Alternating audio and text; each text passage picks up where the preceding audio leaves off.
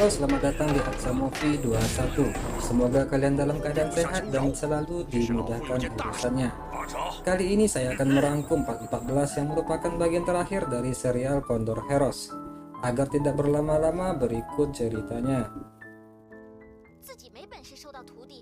Hua Tin-ok menjumpai Liu Busong dan Tia Eng untuk menyampaikan berita penculikan Kue Xiang kepada Kue Cheng. Ia lalu pergi setelah meminta pil embun bunga dari Tia Eng. Dua gadis itu baru tahu jika pendekar Raja Wali yang jasanya sedang menjadi omongan orang adalah Yoko. Hua Tin-ok memenuhi janjinya untuk menyerahkan nyawanya kepada 4 mantan jagoan Qin dan membawa pil embun bunga untuk luka mereka. Yoko yang bersembunyi mendengar bahwa mereka merupakan saksi kematian Yokang ayahnya. Yoko menyelamatkan Hua Tin-ok dari jagoan Qin.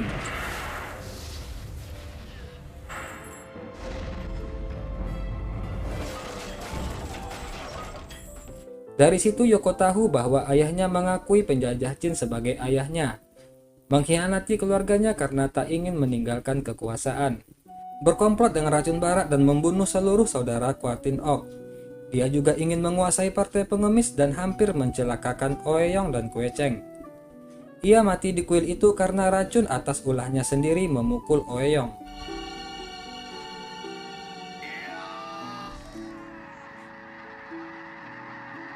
Mendengar itu Yoko pun terkejut. Hampir saja dia membunuh orang baik untuk membalaskan dendam ayahnya. Dia bertekad tidak akan lagi melakukan balas dendam. Kemudian Yoko diantar Hua Tin-ok ke makam ayahnya. Di nisan bertuliskan makam Yokang, murid yang tak berbakti. Hua Tin-ok menghiburnya bahwa perbuatan Yoko sudah menebus kesalahan Yokang di masa lalu. Dari Hua Tin-ok, Yoko juga tahu bahwa Kue Xiang diculik oleh tentara Mongol. Ia pun pamit ingin mencari Kue Xiang. Setelah sebelumnya dia meminta kepada Hua Tin-ok untuk mengganti nisan makam ayahnya dengan tulisan makam Yokang dari anak yang tak berbakti. Hantu Sisan melaporkan kepada Yoko jika Kue Xiang sudah tidak ada di tenda Mongol. Yoko menyuruh mereka untuk melanjutkan pencarian, sementara dia akan ke lembah putus cinta. Busong dan Tia Eng membantu Oeyong mencari Kue Xiang. Setelah meminta izin kepada Kue Cheng, mereka pergi ke tenda Mongol di utara. Kue Cheng meminta sepasang Raja Wali untuk menyertai mereka. Dalam perjalanan mereka melihat kawanan lebah Xiao Lungli, hingga mereka pun mengikutinya. Mereka sampai di kediaman Ciu Petong. Biksu Iteng dan Engkau ternyata juga berada di tempat itu. Ciu Petong menunjukkan lebah-lebah piaraannya yang ternyata mempunyai tulisan di sayapnya. Di sayapnya terdapat kalimat, "Aku berada di dasar lembah putus cinta." Oeyong pun menduga jika itu adalah Xiao Lungli. Mereka semua pun berangkat ke lembah putus cinta. Di sana Yoko menanti persis di pinggir tebing, memandangi batu tempat istrinya menuliskan pesan 16 tahun yang lalu. Ia menantinya sampai pagi, namun istrinya tak juga muncul.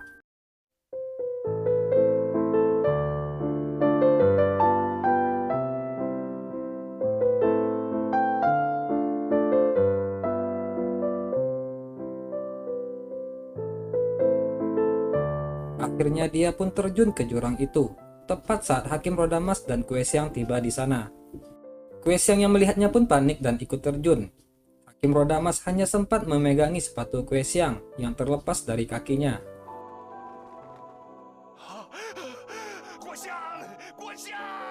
Tak lama kemudian, rombongan Oeyong dan Ciu Petong juga tiba di sana.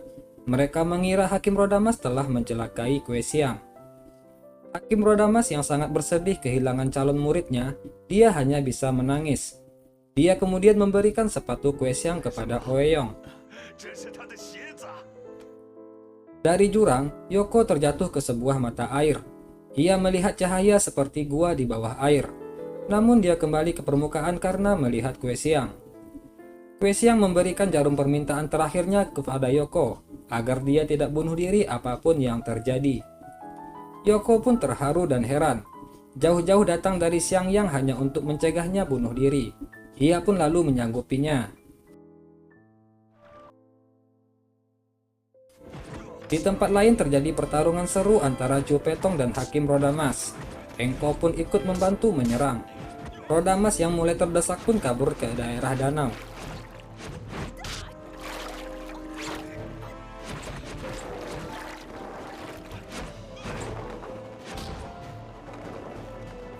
Namun Biksu Teng mengikuti dan menyerangnya dengan ilmu jari matahari. Oeyong pun membantu dengan memerintahkan Raja Wali menyerang Rodamas. Namun sayang, Raja Wali itu pun tewas oleh Rodamas dan jatuh ke jurang di tempat Yoko dan Kue Xiang berada.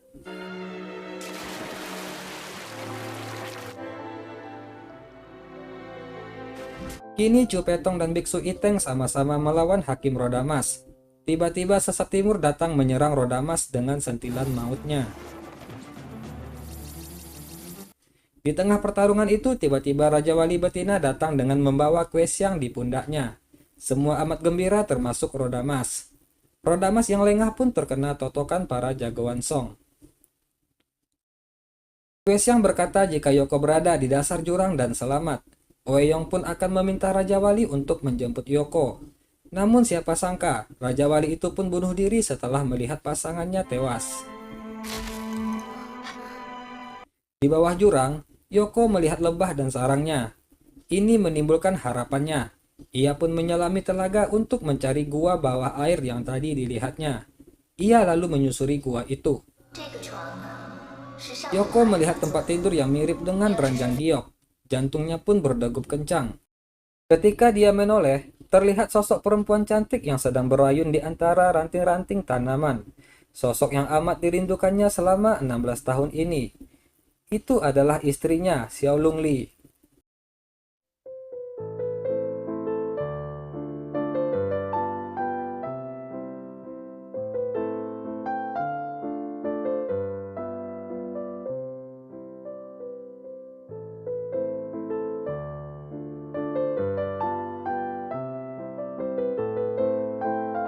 Mereka amat gembira merayakan pertemuan. Semua kalimat yang sudah tersimpan hilang seketika dan hanya memandang mesra. Pelan-pelan barulah Xiao Lungli menceritakan bagaimana ia bisa bertahan hidup di sana dan bagaimana dia bisa sembuh dari lukanya.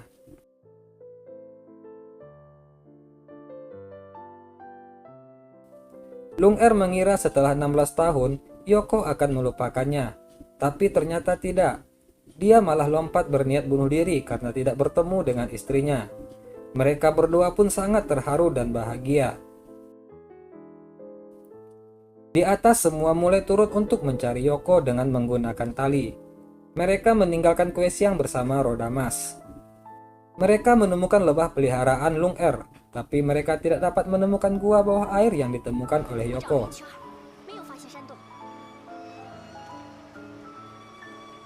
Hakim Rodamas meraung kesakitan karena Oeyong menotoknya. Kue Xiang merasa kasihan pun melepaskan totokan Rodamas. Setelahnya Rodamas pun kembali memaksa Kue Xiang menjadi muridnya. Dia lalu membawa Kue Xiang kabur dari sana. Oeyong panik melihat Kue Xiang dan Rodamas telah menghilang. Pusong dan Tia Eng pun menenangkannya. Karena kelihatannya, Rodamas benar-benar ingin menjadikan Kue Xiang menjadi muridnya. Ditambah Kue Xiang gadis yang banyak akal. Akhirnya mereka semua pun kembali ke Xiangyang. Pasukan Mongol telah memulai penyerangan terhadap benteng Xiangyang. Pertempuran pun telah terjadi. Pertempuran yang sangat sengit dan kedua belah pihak mengalami kehilangan banyak prajurit. Hingga Khan memerintahkan mundur sementara dan melanjutkan penyerangan besok.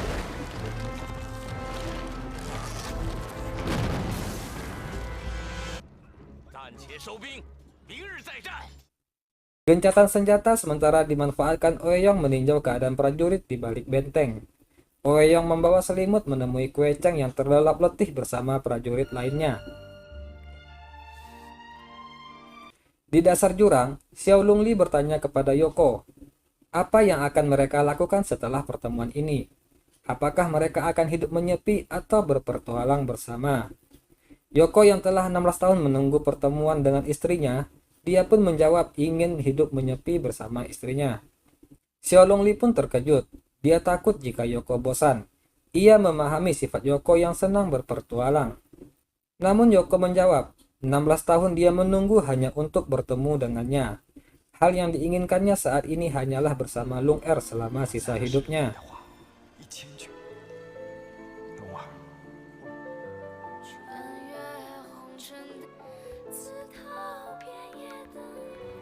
，Pagi pun tiba. Di balik benteng, Kue Cheng terbangun dengan Oeyong di pelukannya.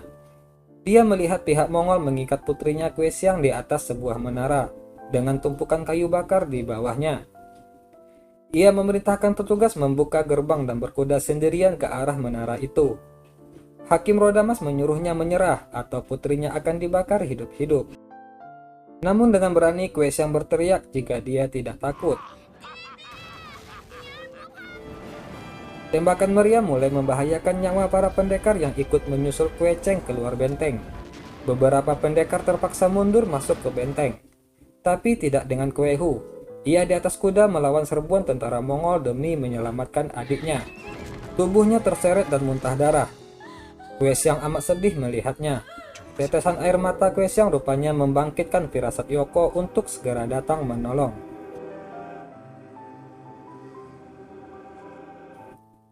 Pertempuran sengit terus berlangsung. Liok Busong dan yang lainnya pun juga ikut bertarung. Tiba-tiba di tengah sengitnya pertempuran, terlihat Raja Wali Yoko mampu mengalahkan banyak tentara dengan kibasan sayapnya. Yoko dan istrinya pun telah tiba di tempat itu. Hakim Rodamas menyuruh rajanya menyelamatkan diri. Dia sangat sadar akan kehebatan Yoko. Yoko pun langsung melompat ke menara untuk menyelamatkan Kue Xiang. Kue Cheng lega melihat kedatangan Yoko. Dia pun bisa fokus melawan pasukan Mongol.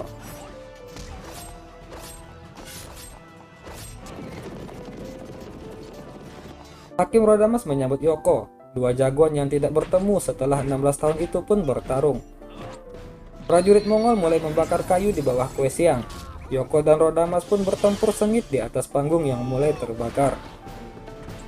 Rodamas mengeluarkan jurus andalannya. Mereka beradu tenaga dalam. Namun Yoko kalah dan muntah darah.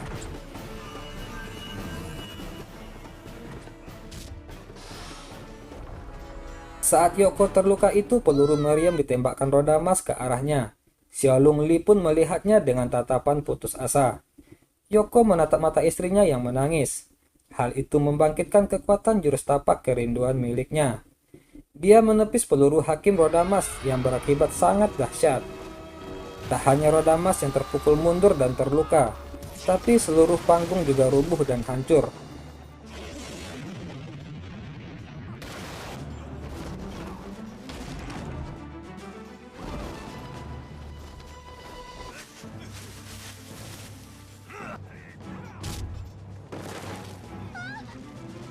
Yoko pun segera menangkap Kue Xiang yang terlempar bersama panggung yang rubuh. Yoko kemudian membantu istrinya yang kewalahan dikepung banyak prajurit. Tiba-tiba ledakan susulan membuat reruntuhan hampir menimpa Kue Xiang. Yoko dan istrinya pun bergegas menolong. Namun tanpa diduga Hakim Rodamas menahan reruntuhan itu untuk menyelamatkan Kue Xiang. Hingga dia sendiri pun terluka parah. Kue Xiang kaget dan menghampirinya. Hakim Rodamas berkata, "Aku ingin mendengarmu memanggilku guru." Mendengar itu, Kue Xiang pun menangis, dan dia pun memanggilnya guru. Rodamas tertawa puas. Dengan mulut yang penuh darah, akhirnya dia menghembuskan nafas terakhirnya. Yoko menyaksikan dengan rasa haru. Matanya mengisyaratkan terima kasih karena telah menyelamatkan Kue Xiang. Tak disangka Rodamas menyayangi Kue Xiang seperti anaknya atau muridnya sendiri. Kue Hu memeluk Kue Xiang. Dia amat bahagia karena adiknya itu selamat. Kue Xiang yang polos pun memuji kecantikan Xiaolong Li. Lung Er sudah mendengar semua mengenai Kue Xiang dari suaminya. Dia pun mengucapkan terima kasih kepada Kue Xiang karena telah mendoakan mereka berdua.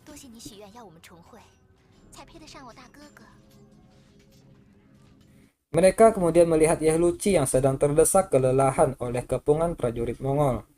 Yoko berkata kepada Kue Hu akan membantu Yehluci jika dia mau bersujud 3 kali. Kue Hu yang dulunya angkuh pun segera melakukan persyaratan Yoko. Yoko pun mencegahnya, dia hanya menjahilinya. Dia berkata Yehluci adalah sahabatnya. Tanpa diminta pun dia pasti akan membantunya. 我们从小一起长大， Yoko pun segera membantu Yehluchi menghabisi prajurit Mongol yang mengepungnya. Yoko sadar mereka tak dapat mengalahkan begitu banyak pasukan. Satu-satunya jalan adalah membunuh pemimpinnya. Ia pun menyerang Mengkekan dan mengendarai kereta kuda. Yoko menghujani pasukan pelindung itu dengan panah-panah di pundaknya.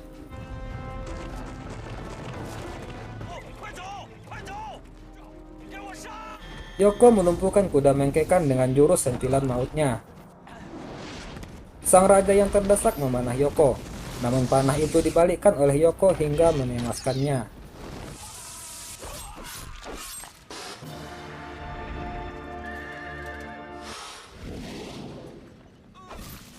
Melihat itu, pasukan Mongol menjadi kocar-kacir dan mereka pun mundur dengan sendirinya. Rakyat Song pun menyambut berita ini dengan sangat gembira.